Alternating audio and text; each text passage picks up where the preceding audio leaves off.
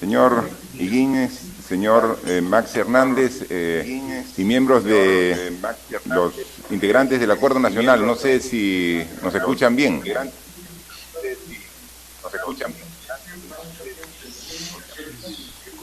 Señor presidente.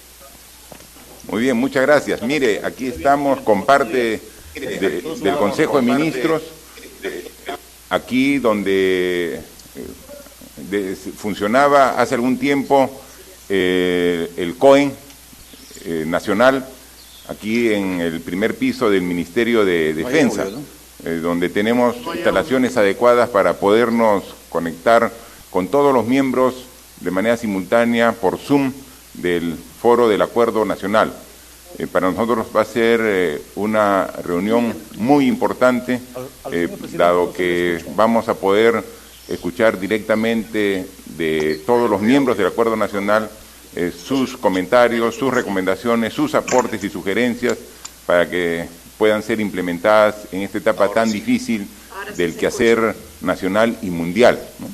Yo dejaría para empezar esta reunión, según como se ha previsto un pequeño programa, unas palabras iniciales del primer ministro, luego yo las complemento y luego ya dejaríamos al señor Javier Higuines para que también nos dé sus palabras de parte del Acuerdo Nacional. Yo dejaría en uso de la palabra al presidente del Consejo de Ministros para las palabras iniciales de bienvenida.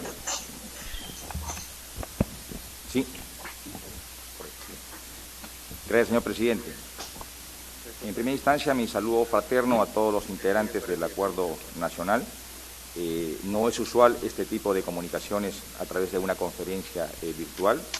Sin embargo, creo que la metodología y las circunstancias obligan de una u otra manera a hacer uso de este medio, que entiendo va a ser bastante auspicioso y alentador en estas circunstancias en las cuales estamos inmersos como país. A su vez, que mis primeras palabras sean también para expresar mi reconocimiento y satisfacciones a don Javier Higuines, quien el día viernes pasado, a través de la reunión técnica, ha manifestado su decisión irrevocable de dejar después de 8 prolongados y sustanciosos años como secretario ejecutivo su conducción. Ha sido una labor pionera, responsable, muy comprometida, de mucho desprendimiento, pero esa particularidad tan apegada a él, que es su son de gentes y esa disposición para generar consensos, obviamente nos deja una valla muy alta. Sin embargo, va a ser una ruta a seguir en este largo caminar que tenemos como Acuerdo Nacional, pero a su vez también que sea oportunidad de expresar nuestra congratulación y bienvenida a nuestro reconocido amigo don Max Hernández, médico psicoanalista y estudioso de nuestra realidad, quien con su voz autorizada sabrá conducir nuestro Acuerdo Nacional por ese caminar de solidaridad, justicia, pero sobre todo de generar los mejores entendimientos en la búsqueda de un país con justicia y oportunidad para todos los peruanos, y que es el deseo, más aún profundizado en estas circunstancias. El Acuerdo Nacional, a partir de este fenómeno del COVID-19, obviamente está inmerso en una situación excepcional. Tenemos que replantear las premisas que impulsaron nuestro Acuerdo Nacional. Obviamente las debilidades que estamos compartiendo y evidenciando, no solamente como país, no solamente las podemos focalizar en lo que es el sector salud, que es un mal que a pesar de los grandes esfuerzos que hemos venido haciendo como país, se han puesto de manifiesto, sino también hemos podido evidenciar que hay graves debilidades estructurales en lo que respecta al sector educación, en lo que respecta a los distintos programas de índole social, revisar lo que es la descentralización, y creo que esta es una oportunidad más que necesaria, que en el mejor sentido de la expresión tenemos que aprovecharla para refundar nuestro país. Es necesario tocar las viejas estructuras, avisorar un escenario de Estado diferente, donde todos no solamente nos sintamos involucrados en esta primera fase, que es la toma de decisiones, sino especialmente identificados. Muchas veces el acuerdo nacional, por más énfasis que hayamos puesto en generar consensos, ha quedado focalizado cual si fuera una particularidad de un segmento de la sociedad, cuando la connotación primigenia del acuerdo nacional era que tenga una manifestación que involucre a todos los peruanos, cualesquiera que sea su función, su condición o ubicación. Reitero por ello mi concepto de que esta es una oportunidad más que idónea para poder replantear sus esquemas. Por otro lado, tenemos que destacar una vez más lo que ha significado el acuerdo nacional para nosotros. Es de suma importancia que el día de hoy estemos participando de esta sesión 128, porque como gobierno necesitamos compatibilizar las decisiones que se han venido tomando y especialmente qué rumbo vamos a darle a lo que significa este proceso constructivo y hacia futuro.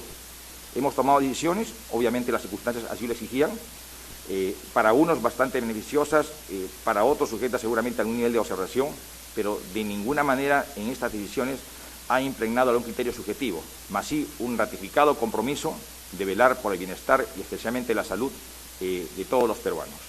Conforme lo han permitido las circunstancias, hemos estado aperturando distintos espacios de comunicación para legitimar y socializar nuestras decisiones, sea con gremios empresariales, en algunos momentos con los gremios laborales, con las instancias de gobierno subnacional, como son las municipalidades, los gobiernos regionales, y obviamente aquí ratificamos nuestra disposición y compromiso con lo que es el acuerdo nacional.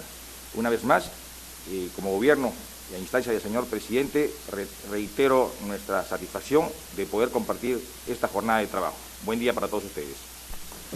Muchas gracias, Premier. Solamente destacar que hoy es la sesión número 128 del Acuerdo Nacional.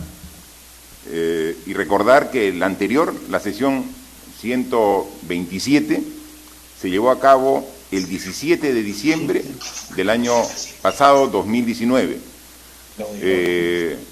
Estaba en esa oportunidad como presidente de la República en calidad de anfitrión en Palacio de Gobierno.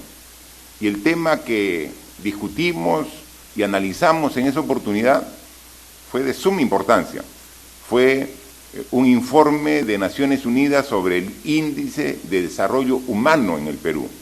Un tema sumamente importante porque obviamente la razón de ser del Estado es el ser humano.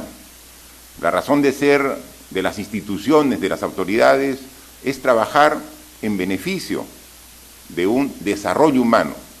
Y miren, hace tan solo poco más de 4 meses estábamos analizando la evolución del índice de desarrollo humano en el Perú y veíamos alguna información y datos auspiciosos de cómo iba mejorando este índice, pero también con los miembros del Acuerdo Nacional tomando decisiones para que esta evolución de mejora del índice de desarrollo humano, pensando en un índice que pueda lograr el desarrollo de las personas en todo el país, era el objetivo, porque veíamos la gran diferencia de desarrollo humano que existía en algunas regiones del país respecto a otras, y ese era quizás el principal objetivo que nos pusimos en esta oportunidad. Pero miren, no ha pasado ni 5 meses y ahora el motivo es completamente diferente. La forma de reunirnos es remota, es a través de los métodos informáticos para poder establecer esta comunicación. Mire, en menos de 5 meses cómo ha cambiado nuestro país y cómo ha cambiado el mundo.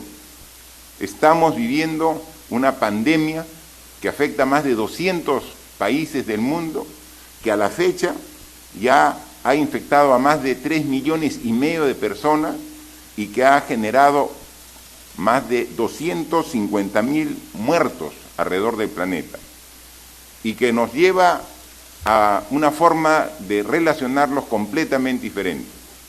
Esta situación, desde el primer momento, ha sido tomada con mucha seriedad y responsabilidad por parte del gobierno y por parte también de la población. Hemos tomado decisiones desde hace 50 días, declarando un estado de emergencia, y unas medidas excepcionales para poder contener el avance del contagio. Y los resultados, si no han sido los que exactamente esperábamos, sí han sido auspiciosos en función de lo que se ha evitado, lo que hemos podido evitar en función del esfuerzo de todos los peruanos.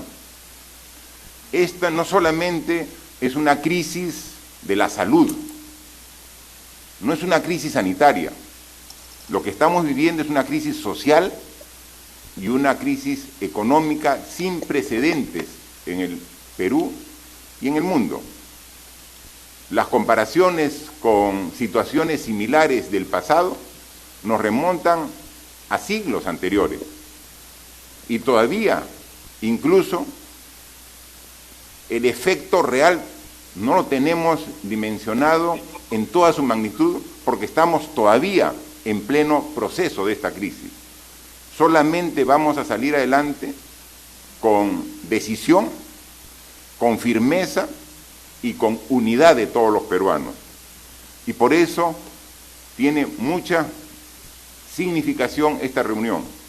En el Acuerdo Nacional participa no solamente el gobierno, que es un actor más de este importante foro, están presentes los gobiernos regionales, a través de la Asamblea Nacional, la Asociación de Municipalidades del Perú, están representados en este acuerdo nacional todos los partidos políticos que son parte integrante del Congreso de la República.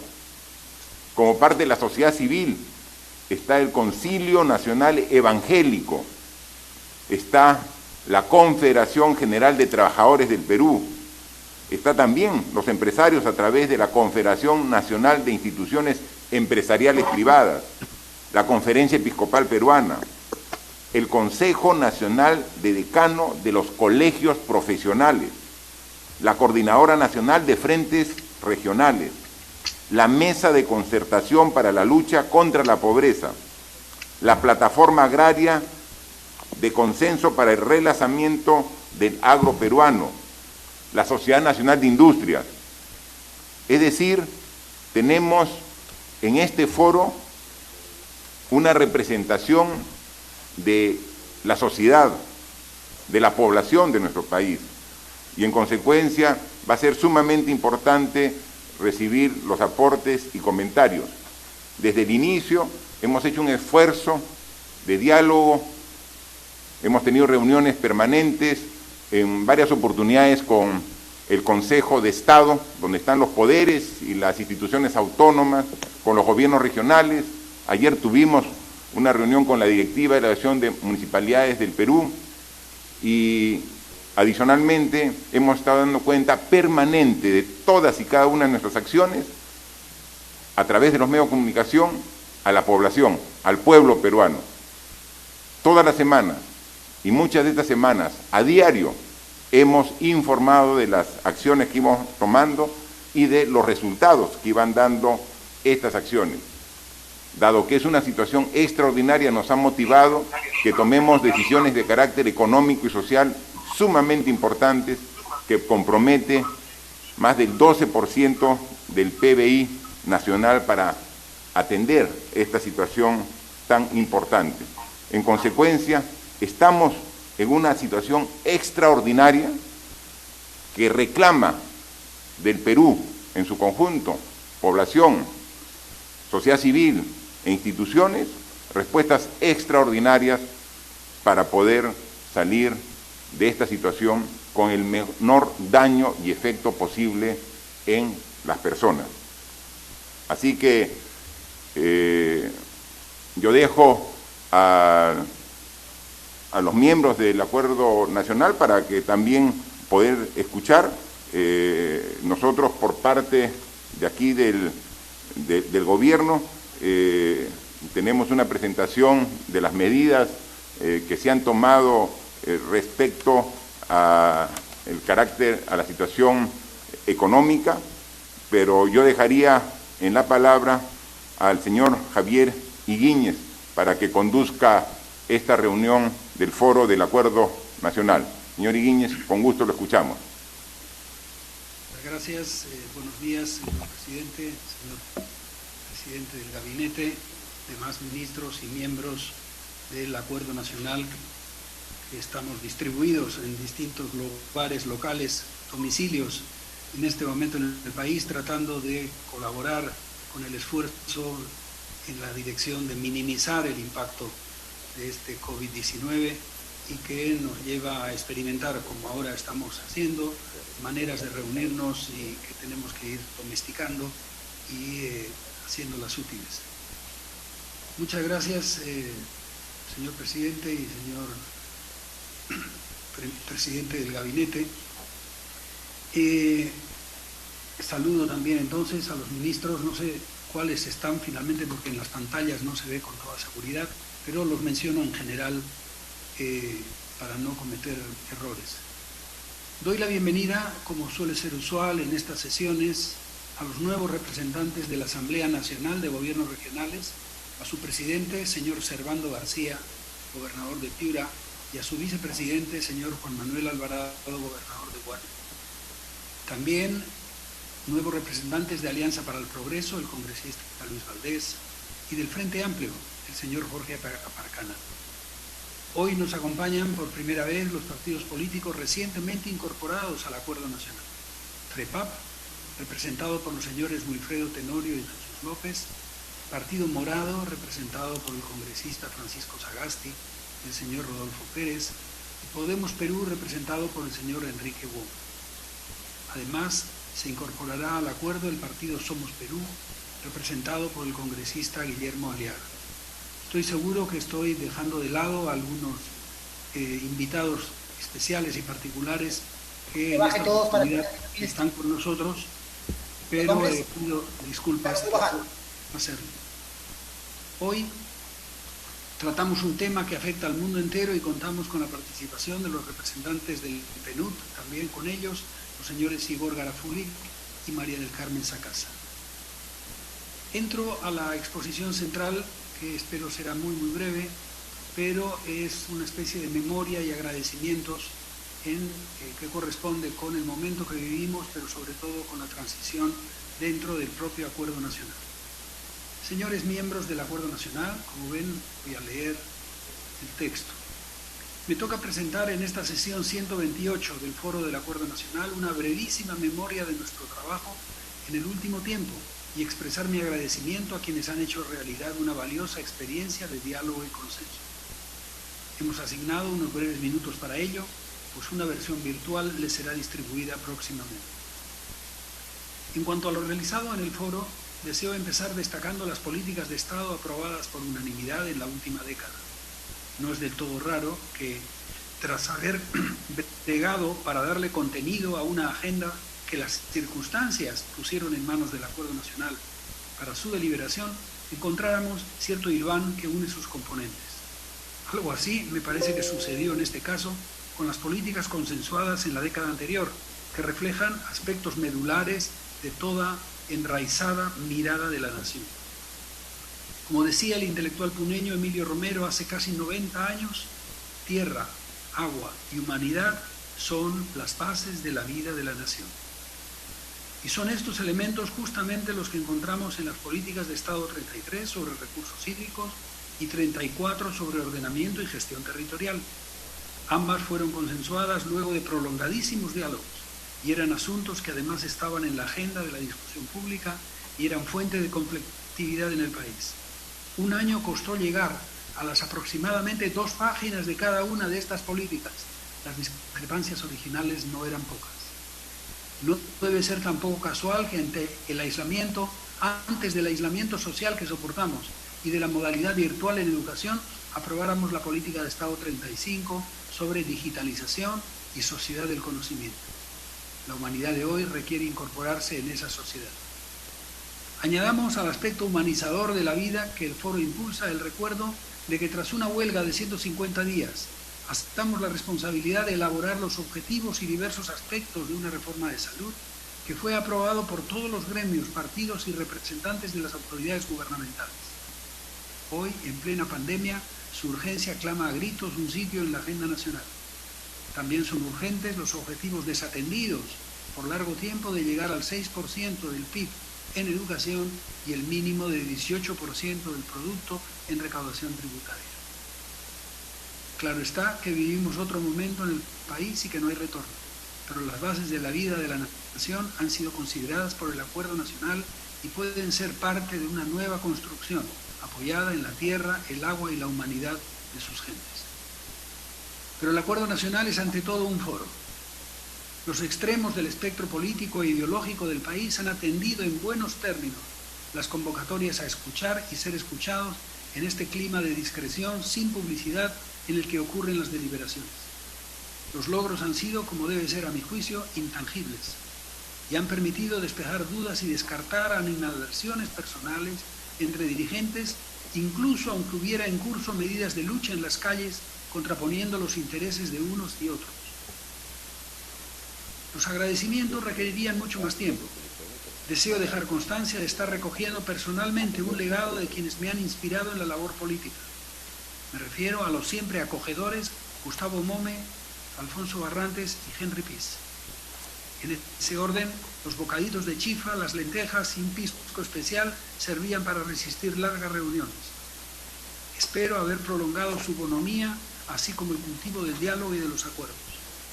También debo agradecer a los 3 presidentes de la República y del Acuerdo Nacional con los que he tratado y que junto a sus presidentes del Consejo de Ministros han captado bien y de buen grado nuestra autonomía, resumida en la expresión que dice que el gobierno es parte del Acuerdo Nacional, pero que el Acuerdo Nacional no es parte del gobierno. Esta ha sido una condición indispensable para que representantes de distintas tendencias acudieran a nuestras convocatorias y dedicaran tiempo a discutir y aprobar los documentos, así como a opinar en las deliberaciones del foro. En estas 2 décadas ha contribuido a ello el programa del PNUD y su comprensión de lo peculiar del Acuerdo Nacional. El equipo de la Secretaría Ejecutiva y yo nos hemos esforzado en demostrar nuestro sincero respeto por todos los miembros del Acuerdo Nacional. Siempre he tenido una estima particular por todos quienes asumen responsabilidades dirigenciales y políticas. Es un aporte valiosísimo al país, imprescindible para los pobres cuando está a su servicio. Agradezco a los miembros del acuerdo por su voluntad para llegar a consensos cuando no se veía la luz, por su aprecio personal a lo largo de estos años y por la aceptación de en buenos términos del orden que, aunque innecesario, conducía al fluido discurrir de tan diversas opiniones. No siempre es fácil. La lucha política en la que abundan para mi indignación expresiones de discriminación racial, de centralismo condescendiente, de minusvaloración de los demás.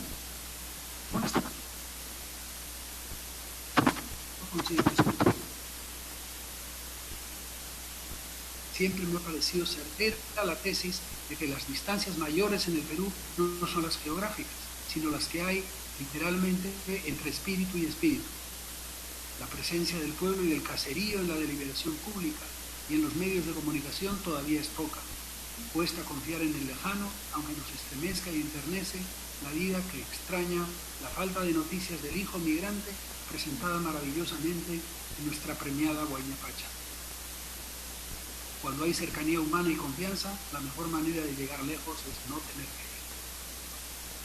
Manifiesto finalmente mi deseo de que el imprescindible liderazgo del gobierno en el combate contra la mortal enfermedad que nos asedia sea fructífero en el corto plazo y que el espacio del Acuerdo Nacional pueda ser de utilidad en el proceso de reactivación del país y de definiciones de nuevas prioridades. Finalmente, como corresponde, deseo agradecer al doctor Max Hernández Camarero por su compromiso con el Acuerdo Nacional y su generosidad al aceptar el cargo de secretario ejecutivo.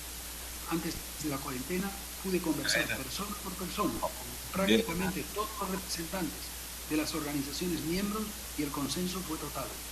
Luego, en reunión virtual del Comité Coordinador del viernes 1 de mayo, se ratificó de manera también unánime el interés de los miembros por contar con el doctor Hernández como próximo secretario ejecutivo. Hoy, en el marco de esta sesión 128, formalizamos su nombramiento y con la confianza de que ello será sumamente positivo para el Acuerdo Nacional, le cedo la jefatura de las coordinaciones de las reuniones en la Secretaría Ejecutiva a don Max Hernández Camarero. Muchas gracias.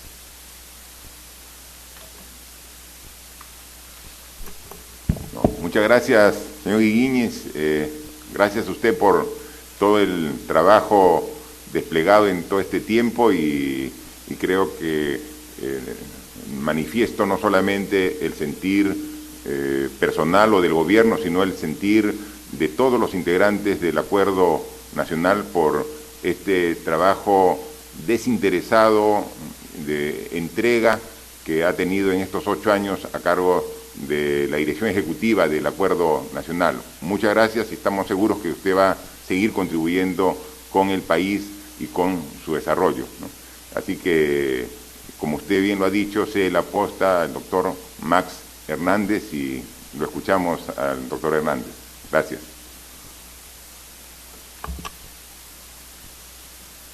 Agradezco en primer lugar al presidente de la República y a los miembros participantes del Foro del Acuerdo Nacional, a la Secretaría Ejecutiva y al Secretario Ejecutivo Javier Guiguíñez por haberme confiado tan honrosa tarea.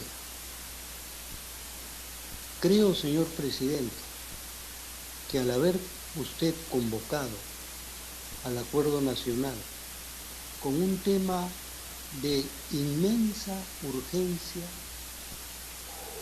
pero también de enorme trascendencia para el futuro de nuestra patria, y creo que el Foro del Acuerdo Nacional, consciente de la inmensidad, de la confianza y la tarea que nos están entregando, podrá deliberar dentro de los márgenes que implican los acuerdos y los objetivos fundamentales del Acuerdo Nacional.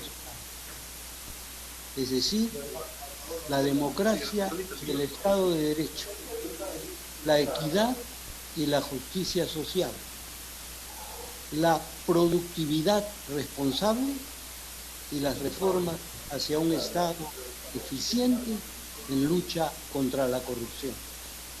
Todo ello enmarcado en un primer momento en el objetivo de los desarrollos del milenio y ahora en los objetivos de desarrollo sostenible. Es una tarea muy importante y muy difícil, señor presidente. Confío además que este sea el inicio de una apertura mayor al diálogo que siempre es necesario, que usted ha mantenido, pero que en estos momentos las exigencias de un reto que nos convoca a todos. Disculpen que me entrecorte, pero escucho muchas conversaciones ahí detrás. Sería bueno que apaguen el mute quienes no están usando. Decía, señor presidente, que agradezco muy especialmente esto y sin más, señor presidente, le pido al señor Rajiv Burun que presente el primero de los dos grandes temas, es decir, la situación actual con respecto al COVID, y luego la señora ministra de Economía y Finanzas presentará el otro gran tema, la reapertura económica y social del país. Muchas gracias. Señor Burun, lo invito a que haga uso de la palabra. Gracias. A ver, primero, antes que nada, quería agradecer a todos por la invitación. En verdad, realmente es un honor poder estar aquí y presentar parte de la investigación que estaba haciendo en mi tiempo libre. No sé si podemos proyectar las diapositivas.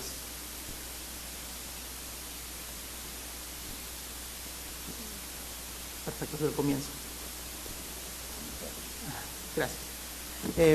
Yo creo que algunos de ustedes han leído un blog post que escribí el domingo. En verdad lo publiqué el domingo, pero me he demorado unos 4, 5, 6 días en articular exactamente lo que quería decir y varias semanas de investigación para poder sacar esa información.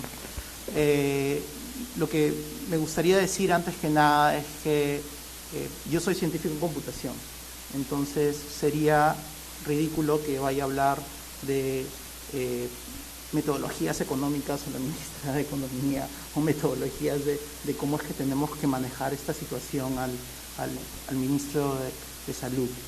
No tiene sentido. Lo que puedo presentar es el área en el que sí soy experto, y soy experto en manipular data, ¿no? Llevo 20 años trabajando en sistemas de información geográfica. En Estados Unidos trabajé muchos años en eso, y básicamente me alegra ver que varios de los mapas que tienen en todo el sistema son sistemas en los que yo trabajé y diseñé hace muchos años, ¿no? Entonces me alegra que de alguna manera estoy aportando a la respuesta del COVID, ¿no? Si avanzamos un poco, vamos a ver si creo que algo que tocó bastante a las personas que leyeron el blog post, y digo las personas porque cuando empecé habían 2.000 lecturas y hoy día hay casi 110.000 lecturas del blog post en un día. Creo que ha habido bastante popularidad por eso. Era de que, ¿cuál era la situación actual, no? Antes de empezar todo esto, si es que no hacíamos absolutamente nada, las proyecciones de diferentes modelos decían que iba a ser un desastre total, ¿no? Íbamos a tener 463.000 muertos en este modelo, y podemos discutir si es que es 463 o 280, si R tendría que ser 2.8 o 5, pero el hecho es muy simple, que si no hacíamos nada iba a ser un desastre, ¿no? Si avanzamos un poquito, miramos un poquito el historial de las etapas del martillazo, el famoso martillazo, que me parece un poco gracioso que yo esté hablando cuando las policías venían de este tipo. Podemos medir básicamente las diferentes etapas de lo que ha pasado con el virus, ¿no? Aquí lo que estamos viendo es la progresión del valor de R calculado con los datos que he podido encontrar, indagar de diferentes lados durante los últimos 2 meses. Básicamente, si miramos el inicio de este proceso, de nuevo, la parte gris, para los que no conocen, son datos alternos posibles. Significa que a pesar de que hay un punto rojo, cuando el área es grande, el rango de error es grande, el valor puede ser o arriba o abajo, en cualquier punto de esa área gris, ¿no? Entonces, inicialmente, como no teníamos muchas medidas, no tenemos mucho historial, no sabemos exactamente cuál es el valor de R. Pero sabemos que el valor de R es alto, eso sí lo podemos saber. ¿Por qué? Porque estamos midiendo qué tanto se está reproduciendo ese virus, ¿no? Acá no estamos mirando el impacto de cuántas personas están muriendo, no estamos mirando el impacto de cuál ha sido digamos, el nivel de destrucción dentro de la población, sino lo que estamos midiendo es qué tan rápido está creciendo el virus, ¿no? Entonces, inicialmente no sabemos exactamente, por eso es que el área gris es grande, pero sí sabemos que está alto y que tenemos que hacer algo para poder bajarlo, ¿no? Obviamente, el 15 de marzo declaramos el estado de emergencia, ¿no? Y durante la progresión de cada vez que se ha ido extendiendo, está claro las medidas que han ayudado a que ese número baje o suba, ¿no? Por ejemplo, en el 26 de marzo, cuando miramos la data que es disponible, empezamos a aumentar la cantidad de tests, ¿no? Entonces, obviamente, si lo que yo estoy midiendo es la cantidad de casos nuevos y aumentamos la cantidad de test, obviamente que el número va a subir. Pero el área de incertidumbre también se va bajando, ¿no? Entonces, con eso, a pesar de que el número está subiendo, mi grado de incertidumbre baja y ya puedo saber de cuál es, me puedo acercar un poco más al cálculo del R verdadero, ¿no? El 8 de abril, básicamente después de extender y de las políticas que se han estado haciendo, el valor de R ha ido bajando, pero sí ha habido una etapa durante el 10, 12, no sé exactamente, ahí tengo que mirar la fecha exacta, pero que el valor se ha ido como estabilizando en el límite. ¿Qué significa esto? Que a pesar que hemos tenido mano dura con ciertas cositas, se necesita ajustar un poquito más para poder bajar ese valor. Y desde el 23, básicamente en Lima, porque existen valores para otras regiones, el valor se ha mantenido estable, ¿no? Y eso se puede deber a muchas cosas como los focos de infecciones en mercados y cosas así. Cosas que yo sé que los ministros aquí saben más que yo. ¿A qué nos referimos cuando hablamos del huayno, ¿no? El huayno viene, bueno, la idea de The Hammer and the Dance, que yo sé que varios de ustedes lo han leído. The Hammer es el pedazo del martillazo, es lo que ya hemos estado viviendo. En The Dance es básicamente la parte de qué es lo que pasa después de que acaba la cuarentena. En nuestro caso, tenemos que adaptar esas medidas que estamos haciendo a las realidades peruanas, ¿no? Entonces, en vez de llamarlo de dance, le llamó el huayno, la versión peruana de dance, ¿no? La idea durante todo este momento, durante el periodo del martillazo, el periodo post-martillazo, ¿no?, es tratar de mantener esa R debajo de 1. Porque si mantenemos ese valor debajo de 1, significa que en esa sección el virus va a desaparecer, o sea, va a morir, ¿no? Entonces, primero le tengo que pedir disculpas porque mi estilo de presentación es muy coloquial, ¿no? Este es un meme que pasa constantemente en las redes, ¿no?, donde están hablando de cuál es el factor más grande que está impulsando la transformación digital. Y lo gracioso es que el COVID ha hecho que todas las organizaciones privadas hayan entrado en un modo de aceleración de transformación digital que no existía antes. Si antes el proceso era, bueno, vamos a hacer una transformación digital en 6 meses, ahora es, ¿qué es lo que vamos a hacer en 7 días, una vez que salgamos de la cuarentena, ¿no? Eso es algo que yo estoy muy metido en el área de emprendimiento, he hecho 2 startups, y es algo de lo que hablamos constantemente dentro del rubro de emprendimientos, ¿no? ¿Qué es lo que sucede? Que ese aprendizaje está generando que bastantes de las empresas, como las mías, como las de otros amigos, estamos mirando un montón a la data que existe para transformarnos en una organización que toma decisiones basadas en data. Pero lo que estamos viendo alrededor del mundo es que las otras organizaciones también, los gobiernos, están mirando la data, ¿no? Y no se trata simplemente de medir lo que sea, sino de medir las cosas adecuadas. Y en este caso, el punto de mi post era de que debíamos estar prestándole mucha atención a la R. Si miramos este gráfico que generé esta mañana, es un gráfico de la expansión del virus día a día, ¿no? Pero no es uno de esos mapas que normalmente vemos que te enseña el número total de casos, sino que está ajustado por población. ¿Y por qué ajustado por población? Porque de esta manera me permite ver exactamente cuál ha sido el impacto para esa comunidad. En este caso es por distrito, ¿no? Entonces, si tengo 10 infectados en un lugar donde hay 10 personas, obviamente el impacto es muy alto.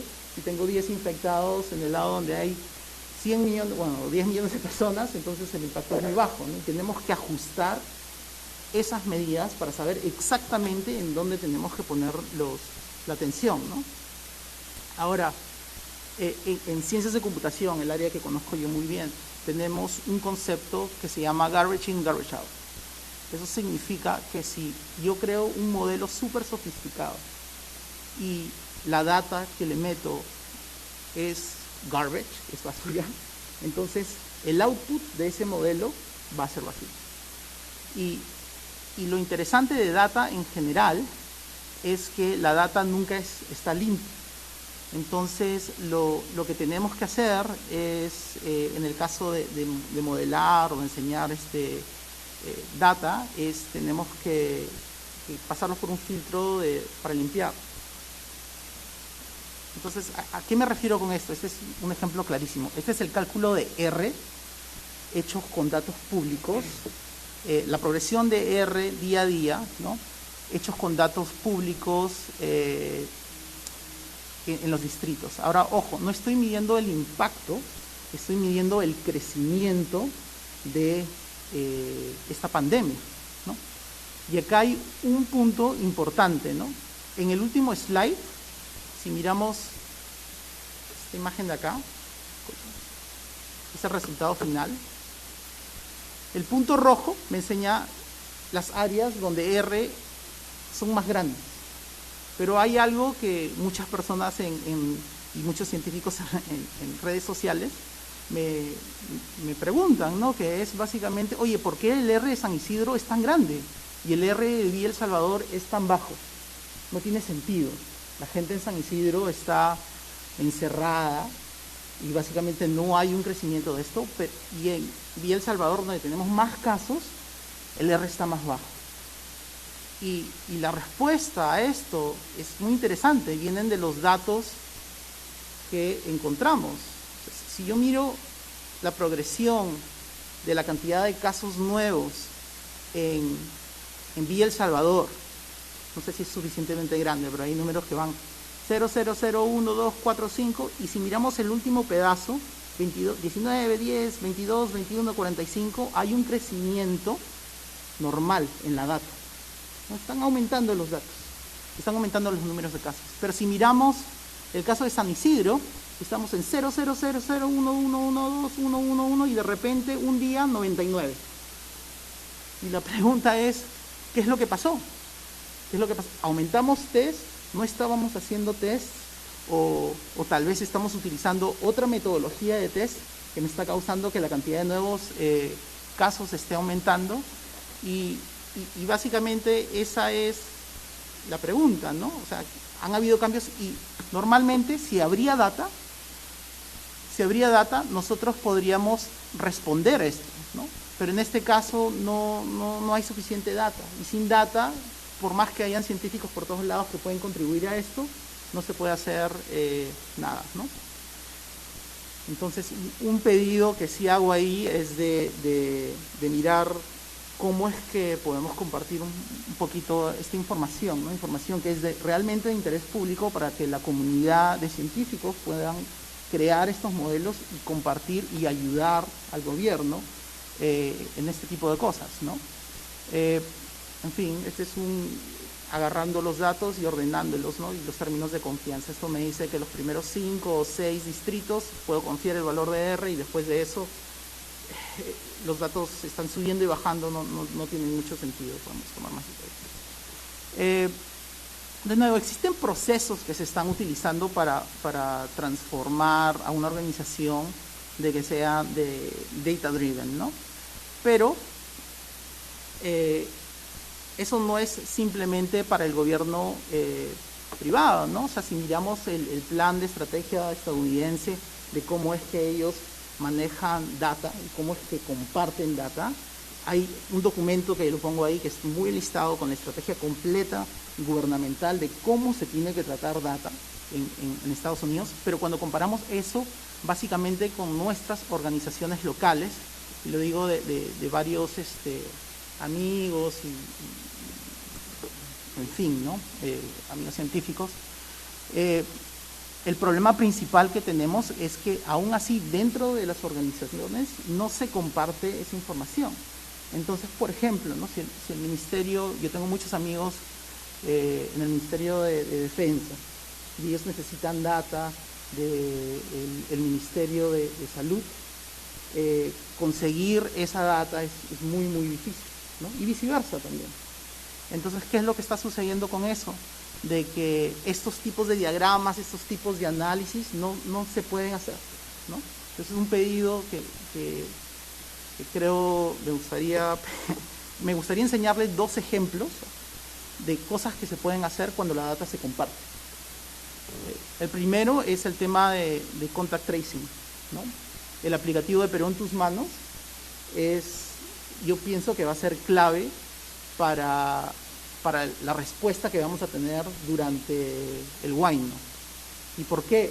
Porque este aplicativo lo que está proveyendo son datos que me dejan hacer 2 cosas principales. Uno es el seguimiento del contact tracing, ¿Y a qué me refiero con esto? Es, si yo estoy interactuando con varias personas durante un periodo de 15 días y me da COVID, yo quiero saber quiénes son, o sea, bueno, el Ministerio de Salud quiere saber quiénes son las personas con las que estoy interactuando para que esas personas sean chequeadas por COVID, ¿no? Porque lo que queremos hacer es targetear específicamente a las personas que tienen un alto riesgo de eso, ¿no? Entonces, el proceso de contact tracing está clarísimo en Corea del Sur, está clarísimo en Taiwán, está clarísimo en varios países. Es algo que necesitamos implementar ya, ¿no? Y se puede hacer con un aplicativo de Perú en tus manos. Se está trabajando actualmente, ¿no? Cuando le agregamos datos de ubicación, ya estoy a punto de terminar, lo que nosotros podemos hacer es, si queremos detectar automáticamente los focos de infección, no necesitamos sacar a gente que esté dando vueltas por todos lados, sino podemos hacer una trazabilidad con los datos de GPS, con los datos que se están recolectando en Perú Tus Manos, para automáticamente detectar los puntos, no donde están las personas que están infectadas. Eso no es necesariamente lo importante, sino dónde es el lugar donde la gente se está infectando. Es la pregunta mucho más clave. Mientras nosotros vamos a estar ajustando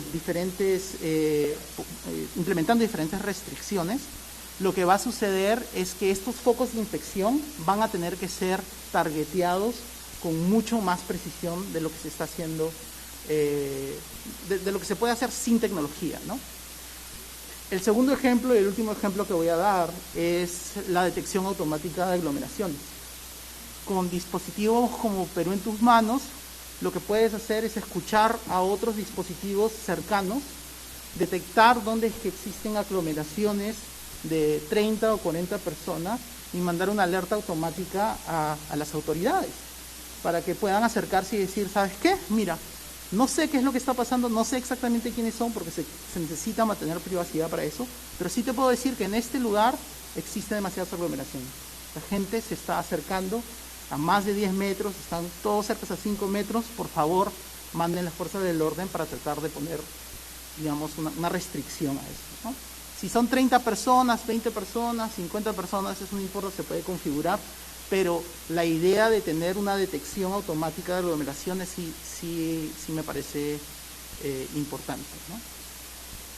Y eso es todo, básicamente un par de ejemplos y mi agradecimiento por la invitación, y es realmente un honor poder presentar esto a todos ustedes. Muchísimas gracias.